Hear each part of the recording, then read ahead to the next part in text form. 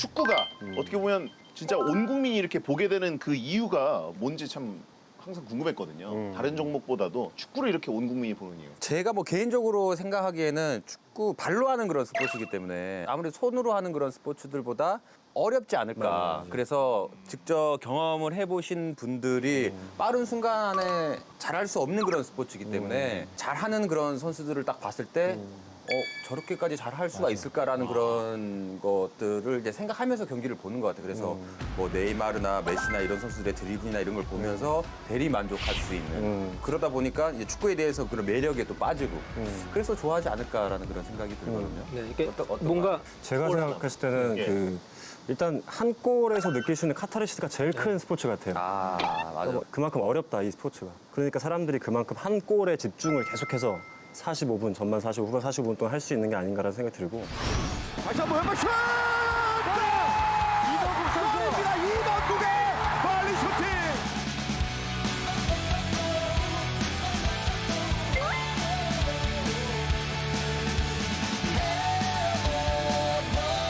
저는 축구가 왜 인기 있느냐 그 이야기 했을 때 그 농담, 오래된 농담 떠올랐습니다. 뭐요? 여자들이 싫어하는 이야기 3위.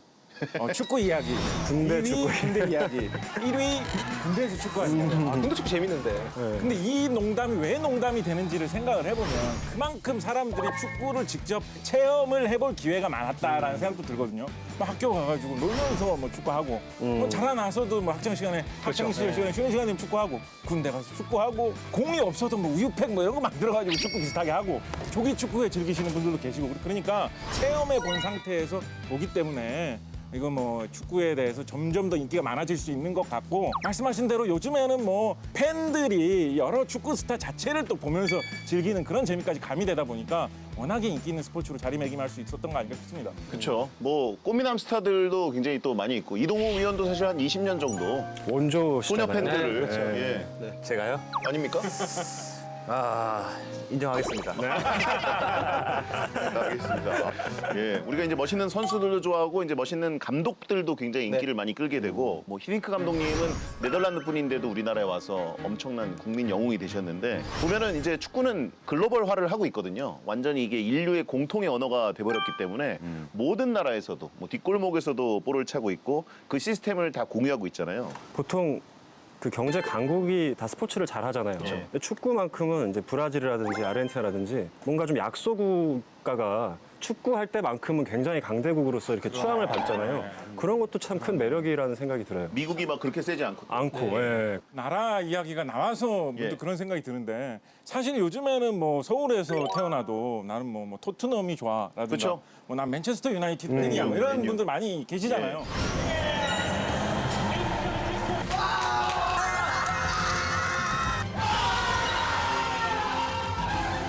그래서 나라하고 뭐 축구하고 큰 상관이 있나 싶다가도 우리 뭐 한일전 게임 같은 거 뭐 이런 거 할 때 보면 국가대표는 다르죠. 뭔가 나라와 나라가 싸운다 약간 이런 느낌이 드는 것도 좀 사실은 사실이거든요. 그쵸. 뭐 어떤 정도의 부담감인지 그런 것도 좀 궁금해요. 그러니까 국가대표를 하셨으니까. 한일전은 학교를 다닐 때부터 지도자분들한테 그런 얘기를 너무 많이 들어요. 무조건 이겨라. 네, 한일전 하고 할 때는 주장이 가서 뭐 토스도 이겨야 된다, 가위바위보에서 이걸 이기라? 예, 이거 이것도 어떻게 이겨야 이겨요? 된다. 이거는 그거서부터 앞뒤 아니에요, 이거? 예, 그리고 앞뒤인데 먼저 선축을 하고 무조건 그럴 정도로 선축을 해야 된다? 선축을 해야 되고 그런 것부터 염력을 써야겠네. 네, 죽으면 안 된다고, 죽으면 안 된다고 그런 주입식을 교육을 받으면서 왔을 때 한일전 하고 하면 와 이건 정말 이 축구가 아니라 머리라도 한번 깨지고 나와야 된다라는 그런 생각으로 들어가요 정식적으로. 마셔버려. 예. 이 선수들이 한일전을 준비하면서부터는 눈빛들이 달라지는 다 저도 되는데 일본한테는 지면 안 된다라는 게 뼛속 깊이까지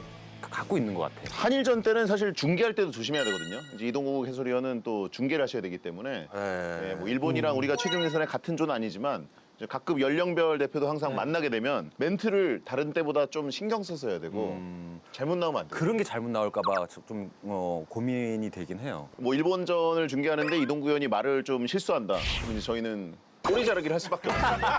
만약에 뭐 일본 선수가 골을 넣는데 원샷 원킥 뭐 이런 거 하면 아, 멋진 골입니다. 이러면 같은 팀인데 꼬리 자리라뇨. 목소리 떨리는 거 봤어요 지금. 그 TVN이 전체적 책임질 수 없기 때문에 저희도 최대한 조심스럽게 하도록 하겠습니다. 자, 어쨌든 이게 우리나라가 일본에게 갖는 감정도 있긴 하지만 어떤 나라랑 붙을 때나 이 국가대표팀을 응원할 때는 클럽 축구를 응원할 때랑 완전히 다른 느낌이 들거든요. 이게 속된 말로 이제 국이라고도 하는데 애국심이기도 하고. 그렇죠. 그리고 올림픽 때 보면 그 애국가 올라갈 때 이게 딱 하면서 유독 왜 그런지 우리나라 선수들이 좀 많이 우는 것 같은 맞아요. 느낌을 받거든요. 네. 외국 가서 크게 부르고. 그렇죠. 그거는 이제 우리나라가 워낙 힘들었던 시대가 있었고 50년, 60년이잖아요. 사실 좋아진기까지가. 그래서 그만큼 어떻게 보면 과거의 어떤 한이라는 거. 그래서 사실 우리나라만큼 스포츠에서 정신력을 강요하는 나라도 없는 것 같거든요. 정신력이라는 게 사실은 내 뇌를 냉정하게 유지하는 게 사실 되게 중요한 건데 우리나라는 냉정하게 유지하는 것보다는 열정, 뭐 이런 걸 강조하잖아요. 뇌를 끓여버려라. 그러니까요. 그게 과거에는 통했죠. 우리가 그만큼 힘들었던 시대에서 스포츠라는 거 하나로 뭔가 온 국민의 힘을 모으게 하는 효과가 있었기 때문에 그거를 강조했었는데 이제는 좀 다른 접근들도 필요한 시대가 되고 있지 않나 조심스럽게 좀 되게 말씀드리고 좋은 싶습니다. 말씀입니다. 꿈에서 조금 느꼈던 게 확실히 마라도나 같이 혼자서 어떤 대회의 영웅이 되고 경기 흐름을 한 명이 완전히 바꾸는 그런 영웅담 이런 것들이 저는 되게 좋았었거든요. 과학기술을 이용을 해가지고 가능한 것은 아니지만 예, 예. 그냥 뭐 SF로 환상으로 우리가 생각을 해봐서 역대 최고의 선수들 신체 각 부위를 조합해가지고 최고의 어떤 슈퍼히어로 축구 선수를 만든다라고 하면 누구 조합해 보시고 싶으십니까? 일단 질라탄의 키. 오. 예. 플라탄이 뭐 가장 큰 것도 아니고 가지고 있는 게 많은데 더 크면은 좀 몸이 힘들 것 같은데. 진짜 그렇게 가질 수만 있다고 하면은 잠깐만 오른발은 우리 손흥민, 우리 손흥민. 우리 손흥민, 예. 우리 흥민이. 응? 저 탐나는 거 하나 생각났어요. 박지성의 심장. 아, 두 개니까. 두 개의 심장. 하나를 떼어줄 수 있겠네. 박지성이 두 개의 심장. 저는 이동국 선수의 허벅지. 허벅지. 네. 허벅지랑 축구 잘하는 거랑 전혀 상관이 없어. 그냥 뭐 보기 좋으니까 일단. 말벅지. 알벅지. 네. 그렇군요. 왼발은 누가 제일 좋죠? 고종수? 고종수. 메시 아닌가요, 왼발은? 그렇죠 그렇게 볼 수 있죠. 근데 메시를 데려왔을 때 아까 얘기했듯이 질라탄의 키가 약간 좀 부럽기도 하고 조합하는데 이상하게 차 감독님 얘기가 안 나오네요. 차 감독님의 스피드? 스피드. 네. 차두리가 더 뻔하지 않을까요? 그러네요.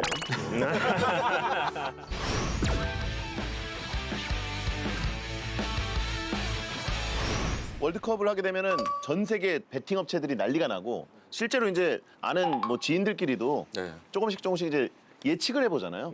1대0일 거다. 첫 골은 누가 넣을 거다. 예측을 제일 많이 하는 게 축구 월드컵인 것 같거든요. 재미가 증가하는 것 같아요. 예측을 하면서 우리가 뭐 실제로 우리나라가 이기기를 기대하면서도 의외로 우리나라가 또 질 수 있고 약팀에게 또 그런 거마저도 사실 재미있는 어떤 결과라고 생각을 할 수가 있으니까 그래서 사람들이 이제 재미를 극대화하기 위해서 결과를 예측하기 어려운 만큼 또 예측을 좋아하게 되는 그런 아이러니가 일어나는 것 같습니다. 그리고 뭐 내 노력이든 뭐 돈이든 시간이든 이게 들어가야 좀 더 몰입이 되거든요. 예전에 그 월드컵 때 독일 문어 파울이라고 그래가지고 파울. 문어 꿈을 꾸는 문어 꿈속에서는 무엇이든지 신기하게 진짜 다 맞췄었잖아요. 거의 그런 게 사실 과학적으로 파울은 축자랄 맞습니까? 제가 연구를 좀 해봤거든요. 파울을 일단 한 가지 생각해 볼 수 있는 건 뭐가 있냐면 해봤을 것 같아. 일단 문어라는 이 연체동물 특성에 대해서 우리가 좀 주목해 볼 필요가 있습니다. 문어. 보통 사람의 생각은 어디에서 이루어지느냐? 머릿속에 있는 뇌에서 이루어지잖아요. 문어도 뇌가 있거든요. 뇌에 신경이 이제 많이 있는데 다리에도 뇌 못지않게 신경이 많이 분포돼 있어요. 그래서 어떤 사람들은 문어는 뇌가 9개 달린 동물처럼 생각을 해야 되는 거 아니냐. 발에 뇌가 있는 동물이 아니냐. 예. 약간 이런 이야기가 있거든요. 그것이 뭔가 발로 하는 축구와 상관이 있는 것 아니냐. 축자랄 어떤 근거는 있다. 본능적인 어떤 문어의 습성이 축구적 습성이 아니냐 뭐 예. 이런 생각도 해볼 수도 있겠는데 옛날에 그러니까 우리나라 사람들이 무릎 안 좋으면 도가니탕 먹고 이런 거랑 비슷한 그 비슷한 발상인데 그거 의학적 근거 없는 건가요? 전혀 없죠 사실. 저 엄청 먹었는데. 그러니까 뭔가 뭐 장어 먹으면 뭐 그런 거랑 똑같은 거잖아요. 근거 없는 거예요? 없는 거죠. 어제 먹었는데? 예. 남아공 월드컵 때였죠, 그게. 네. 그래가지고 펠레 저주 대 파울의 예측 이랬는데 펠레가 졌어요. 졌어요. 예. 그래가지고 진 게 이긴 거죠 사실은. 그렇죠. 맞춰가 주신 거니까. 예. 그래가지고 축구 황제보다 파울이다. 파울이 지금 뭐 어떻게 생존해 계신가요? 유명하신 걸로 알고. 운명하셨나요? 네, 돌아가신 걸로. 네. 돌아가셨어요? 조금 더 재미있는 대답을 생각을 해보면 예. 이런 이야기도 생각해 볼 수가 있을 것 같아요. 20세기 초에 아마 독일 지역에서 좀 유행했던 것 같은데 그때 당시에 영리한 말 한스, 계산하는 말 한스라고 해가지고 되게 유명한 말이 있었어요. 한스요. 이 한스라는 이름의 말은 뭐 5 더하기 8이 뭐야? 3 곱하기 7이 얼마야? 라고 물어보면 계산을 해가지고 발굽을 치는 걸로 알려주거든요. 아, 이걸로? 3 더하기 5가 얼마야? 이러면 8번을 땅땅땅땅땅 치는 거예요. 엄청나게 화제가 됐었거든요. 결국 현대의 과학자들은 결론을 뭐로 내리고 있느냐. 사람들 눈치를 보는 거야, 말이. 아, 8번쯤 쳤을 때 사람의 눈빛이 좀 변하겠죠. 와 할 거 아니야. 맞추나. 그때 딱 멈추는 거예요. 말이. 눈치 그래서 게임이네. 사람하고 교감을 하고 이런 문어들이 제법 있다 그래요.